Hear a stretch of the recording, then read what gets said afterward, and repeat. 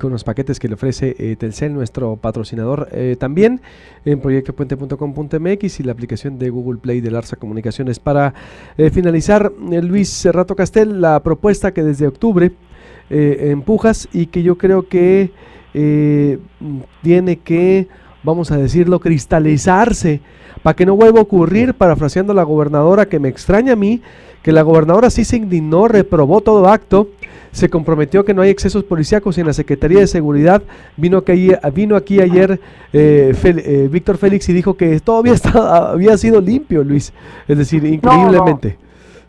No, de ninguna manera fue limpio. Yo creo que queda evidente que, con independencia de que la ley no haya entrado en vigor, esta iniciativa que presentamos, Luis Alberto, eso no nos exime. Existe un código de conducta para funcionarios encargados de hacer cumplir la ley que deriva de la resolución de la Asamblea de las Naciones Unidas, es decir, es un código de conducta internacional. Exacto. Que aplica 3 principios fundamentales. El principio de oportunidad, que establece que la fuerza debe utilizarse en el momento adecuado. Es por ello por lo cual te digo que si el secretario del ayuntamiento estuvo ahí y fue él el que pidió, diciendo que ya era momento de utilizarla, es por eso que lo estamos solicitando también, porque si él lo pidió, fue el que consideró y tiene que explicarnos por qué condiciones considera que se agotó el principio de oportunidad. El segundo principio es de proporcionalidad. Esto quiere decir que la fuerza no puede exceder de ninguna manera la agresión de la cual sean objeto los oficiales. Y aquí, con todo respeto, no puedes responder con balas de goma, a terrones o incluso a piedras. No es proporcional de ninguna manera. Y en tercer lugar, es el principio de la responsabilidad. Y este señala que esta recae en quien decide, quien da la instrucción y quien ejecuta el uso de la fuerza pública. Y ellos deben ser los responsables directos cuando ocurre un acontecimiento de este tipo. Es por ello que nosotros desde un principio no nos conformamos con que el policía que sale en una foto o en una imagen sea el que hayan dado de baja. Esa no es la solución de ninguna manera.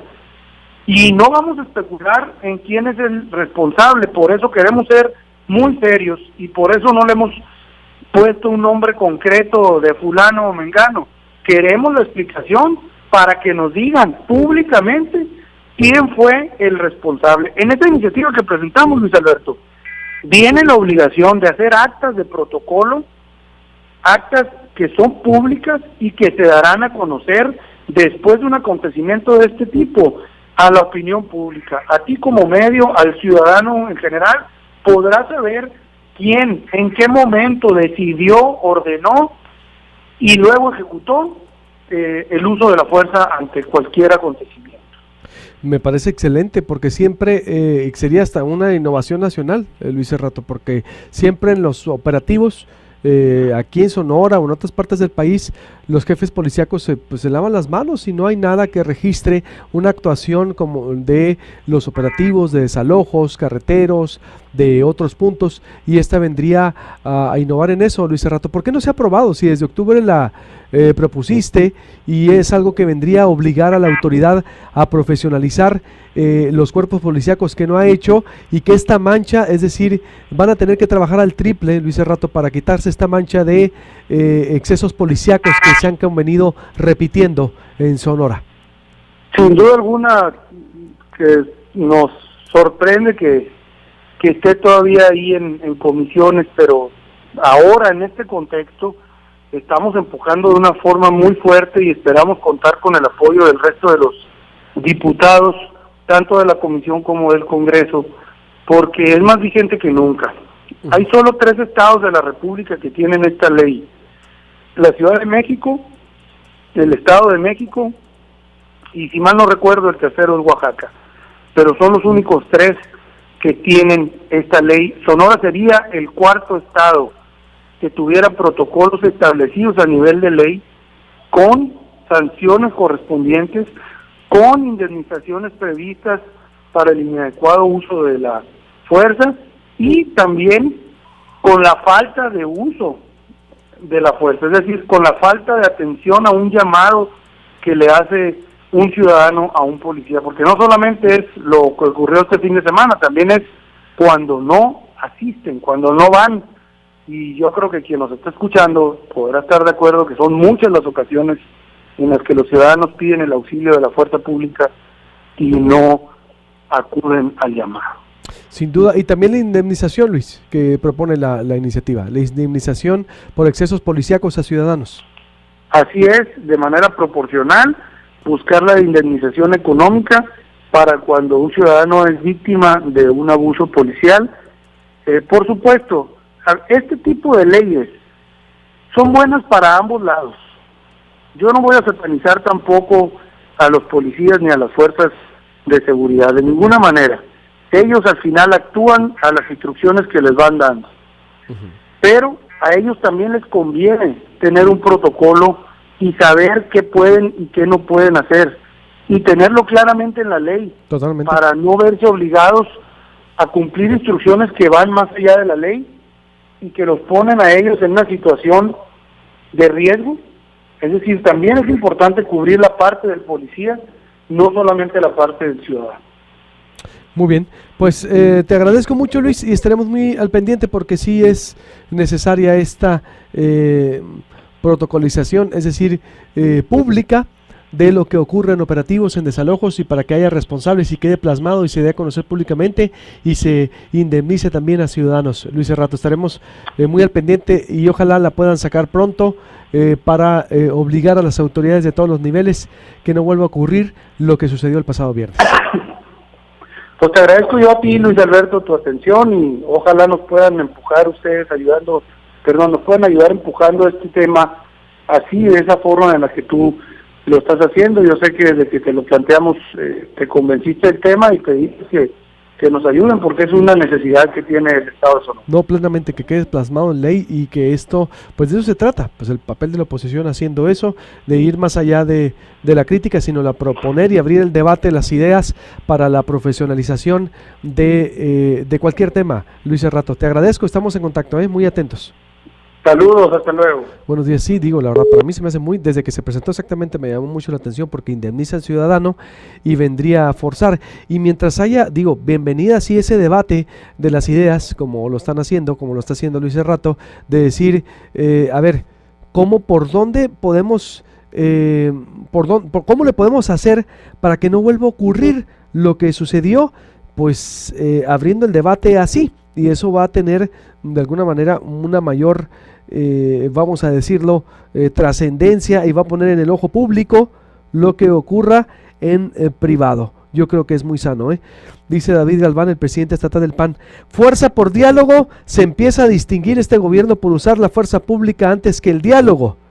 Y ya lo habían advertido incluso en la Procuraduría de Justicia, ya se la habían advertido ahí en Palacio de Gobierno, ojo, desde Nogales. Ya se había advertido un modus operandi que vino creciendo, que también prendió focos rojos en los disturbios de Hermosillo, la agresión contra la prensa, como ayer dijo también Memo Noriega, que es un experto en estos temas de defensa ciudadana, de rendición de cuentas. No es contra, sean panistas, trotskistas, perredistas, no se debió haber actuado así. Y esto se llevó a otro nivel. ¿Y por qué la insistencia de abrir el debate de esta manera? Es para evitar que ocurra algo más grave. Porque si la dejamos pasar, a rato alguna bala que se le suelte y que no sea de goma, porque no se han bajado de eso, pues van a decir, es que se atravesó.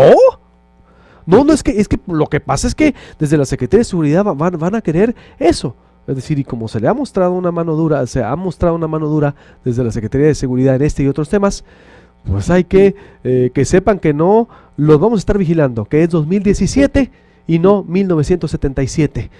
Vigilantes de transporte, ¿qué propuesta tienes para precisamente el origen que dio a todo esto? Es la falta de un transporte regularizado, que en el sexenio pasado, hay que decirlo, lo hicieron con las patas, la materia de transporte, los padrecistas, y nos llevó a esto también, que es el origen de Vigilantes. Sí, buenos días.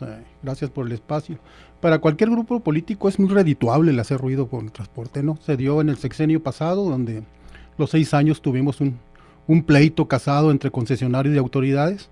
Vemos que es tan redituable que parece ser que está empezando otra vez. Al final del día, el usuario de la costa de Hermosillo se está quedando sin un servicio. Debe de imperar la cuestión oferta-demanda. Se necesita abrir el transporte. La misma oferta-demanda va a hacer que si un concesionario tiene bastante aforo como para meter otra unidad, pues que la meta, y si no le sale, pues simplemente se va a retirar. Entonces el transporte se debe de abrir. Otra de las cosas, y viéndolo de un punto de vista positivo, vamos a que sea redituable, pero positivamente, ¿no? Hacer el llamado a los políticos, a los tomadores de decisiones, para que resuelvan este problema, porque también les va a redituar. El que resuelva el problema del transporte le va a redituar, porque son 600,000 usuarios en Sonora que utilizamos el transporte público y que eventualmente pues son votos, ¿no? Pero para uno o para otro lado. Pero en el caso específico de la costa o el transporte a San Pedro, que se vincula también, ¿qué se puede hacer? Porque, es decir, apenas, ciertamente también tiene razón la autoridad en lo que dice. A ver, si queríamos que fuera pareja, pues como con Uber, empezaron contra Uber, a ver, vamos contra taxis, vamos contra todo, quieren poner orden, pero la gente de Miguel Alemán de Bellequino está brincando y están señalando a un posible beneficiado, que es donde le mete ruido. Si lo quieren hacer bien adelante, pero para beneficiar a alguien, pues van a quedar muy mal, Vigilantes. Por eso, ¿cuál sería la propuesta de ese transporte que no fue regulado, que el sexenio pasado el padrecismo lo intentó hacer, pero de manera muy mal, porque benefició también de último momento en el sexenio a allegados? ¿Cómo evitar que esto vuelva a ser una bomba de tiempo? Sí, mira, para hacer un poquito de historia, en el 2014, en agosto, se hizo la convocatoria para concesiones. Y el lunes 8 de diciembre de 2014 se publicó en el boletín oficial el otorgamiento de esas concesiones. Estamos hablando específicamente de la costa de Hermosillo. Había ahí pues transporte agrícola, transporte de personas, taxis, y en sí, en todo Sonora alrededor se dieron 6,000 concesiones, entre pipas, transporte de pétreos, taxis y todo eso, ¿no? Entonces, sí fue una manera de querer regularizar los permisos que se estaban dando en ese tiempo. Esto nos hace ruido en 4 cosas, la situación de la costa de Hermosillo. Una de ellas es que le retiraron las concesiones porque no tienen una terminal. SIDUR negó el permiso para el establecimiento de una terminal aquí en Hermosillo. Otro de los puntos de que porque le están retirando la concesión es levantar pasaje en las calles. Entonces resulta incongruente, por ejemplo, que alguien en Siete Cerros o en el Ejido del Triunfo se traslade a la terminal de la costa para poder tomar el camión. Lo toman en todo el transcurso de la carretera. O sea, eso lo hace Transportes de la Costa, el que está ahorita, y lo estaban haciendo también a los que le retiraron la concesión.